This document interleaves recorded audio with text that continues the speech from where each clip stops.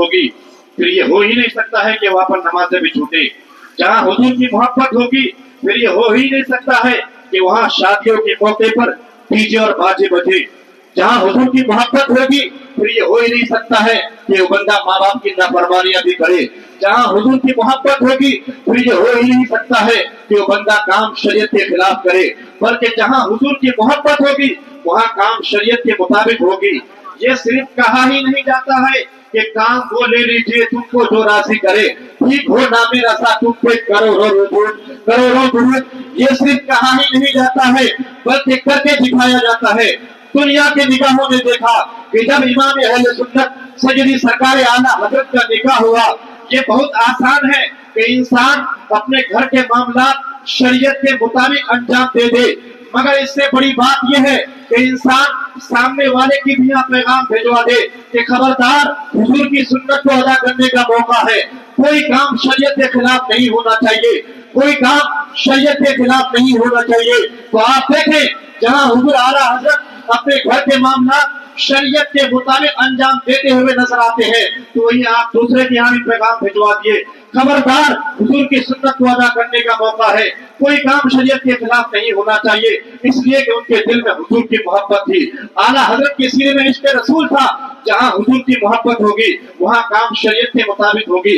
जिस दिल के अंदर हुजूर की मोहब्बत होगी फिर नमाज की पाबंदी भी होगी। जहाँ हुजूर की मोहब्बत होगी फिर कुरान की तिलावत भी होगी। जहाँ हुजूर की मोहब्बत होगी फिर माँ बाप का अदब एहतराम भी होगा। जहाँ हुजूर की मोहब्बत होगी फिर छोटों पर शफ़क़त भी होगी, बड़ों की इज्जत भी होगी। जहाँ जहाँ मसलक आला हजरत सुभान अल्लाह सुभान अल्लाह। जहाँ हुजूर की मोहब्बत होगी वहाँ इश्क रसूल होगा। जहाँ हुजूर की मोहब्बत होगी वहाँ काम शरीयत के मुताबिक होगी। जहाँ हुजूर की मोहब्बत होगी वहाँ फिर माँ बाप का अदब एहतराम भी होगा, छोटों पर शफ़क़त भी होगी, बड़ों की इज्जत भी होगी। हाँ हाँ, जिस दिल के अंदर हुजूर की मोहब्बत होगी फिर समानों पर गाने नहीं बजेंगे, गाने नहीं रहेंगे, बल्कि हुजूर की नाते होगी।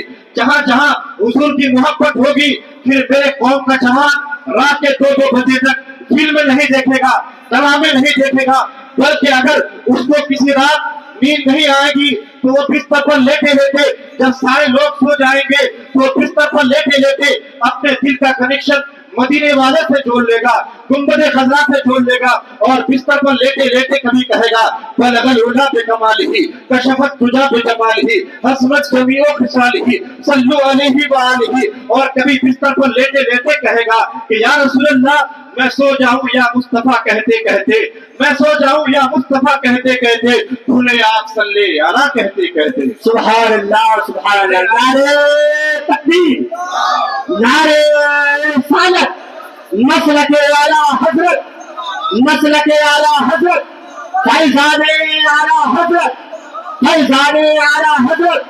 नारे तकबीर, नारे रिसालत, सुभान अल्लाह। जहाँ हुजूर की मोहब्बत होगी वहाँ काम शरीयत के मुताबिक होगी। तो सबसे पहली चीज हमारी जिम्मेदारी बनती है कि हम अपनी औलाद के सीनों में हुजूर की मोहब्बत पैदा करें। अब सवाल ये पैदा होता है कि हम अपने बच्चों के सीनों में हुजूर की मोहब्बत कैसे पैदा करें। भाई ये तो आपने कह दिया कि अपने बच्चों को हुजूर की मोहब्बत सिखाओ, लेकिन हुजूर की मोहब्बत अपने बच्चों के सीनों में कैसे पैदा करें, तो कई सारे तरीके उलमाए कराम ने बताए हैं। उनमें से एक तरीका ये है कि जब आप अपने घर के अंदर हो तो अपने बच्चों के सामने हुजूर का जिक्र करें, अपने बच्चों के सामने हुजूर का जिक्र करें, अपने बच्चों को हुजूर के मौजज़ात हुजूर के मौजज़ात बताएं, हुजूर के मौजज़ात बताएं। जैसे आप अपने बच्चों को शेर, चूहा, कुत्ता, बिल्ली वगैरह की कहानियां सुनाते हैं, तो इन कहानियों के बजाय आप अपने बच्चों के सामने हुजूर का जिक्र करें, अपने बच्चों को हुजूर के मौजज़ात बताएं। जब आपका बच्चा आपके गोद में लेटा हो तो बाप अपने बेटे से कहे बेटा ये तुझे आसमान का चांद नजर आता है, बेटा कहे हाँ बाबा नजर आता है।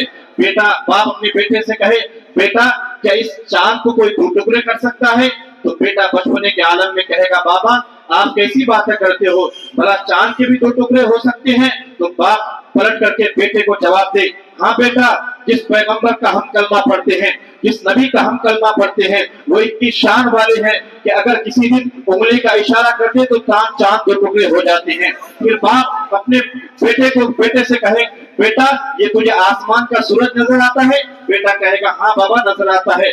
बेटा अगर ये सूरज डूब जाए, क्या इस सूरज को कोई वापस बुलवा सकता है? क्या इस सूरज को कोई वापस पलटा सकता है? तो बेटा बचपने के आलम में कहेगा, बाबा आप कैसी बातें करते हो, भला डूबे हुए सूरज को कोई पलटा सकता है? भला डूबे हुए सूरज को कोई वापस बुला सकता है? तो बाप बेटे को पलट करके जवाब दे, हाँ बेटा, जिस पैगंबर का हम कलमा पढ़ते हैं, जिस नबी का हम कलमा पढ़ते हैं, वो इतनी शान वाले हैं, वो इतनी शान वाले हैं कि किसी दिन अगर हजरत अली की नमाज असर कज़ा हो जाए और आका उंगली का इशारा कर दे तो सूरज अपनी मंजिल से पलट आए। फिर बाप अपने बेटे से कहे, बेटा ये तुझे सामने जो दरख्त नजर आ रहा है, क्या इस दरख्त को अपने पास बुलवा सकता है? तो बेटा कहेगा, बाबा आप कैसी बातें करते हो, बड़ा दरख्त को बुलाने पर भी दरख्त किसी के पास आ सकता है। यहाँ तो कैफियत ये है कि बाप बुलाए तो बेटा ना आए, माँ बुलाए तो बेटी ना आए, शोहर बुलाए तो बीवी ना आए, तो भला दरख्त को कोई बुलाए तो दरख्त कैसे आ सकता है? दरख्त कैसे आ सकता है? तो फिर बाप अपने बेटे को पलट करके जवाब दे, हाँ बेटा, जिस पैगंबर का हम कलमा पढ़ते हैं, जिस नबी का हम कलमा पढ़ते हैं, जिस नबी को हम मानते हैं, उसकी शान ये है कि अगर किसी दिन एराबी आकर के कहे, ऐ मोहम्मद बिन अब्दुल्ला, मैं आपका कलमा पढ़ना चाहता हूँ, लेकिन कलमा पढ़ने से पहले मैं आपका मोजज़ा देखना चाहता हूँ। आका ने इरशाद फरमाया, बता कौन सा मोजज़ा देखेगा? एराबी ने कहा कि आप इस दरख्त को अपने पास बुलाएं तो मैं आपका कलमा पढ़ लूंगा। आका ने इरशाद फरमाया, मैं बुलाऊं या तू ही उस दरख्त से जाकर कह दे कि तुझे मदीने के आमना के लाल बुलाते हैं, तुझे मुस्तफा जाने रहमत सल्लल्लाहु तआला अलैहि वसल्लम बुलाते हैं। अल्लाहु अकबर, या रसूल अल्लाह, या रसूल अल्लाह। आका ने कहा, मैं बुलाऊं या तू ही उस दरख्त से जाकर कह दे कि तुझे आमना के लाल बुलाते हैं। वो एराबी उस दरख्त के पास गया और कहने लगा कि तुझे मुस्तफा जाने रहमत सल्लल्लाहु तआला अलैहि वसल्लम बुलाते हैं। तो उलमा ने यहाँ अल्फाज लिखे हैं कि कभी दरख्त इधर झुका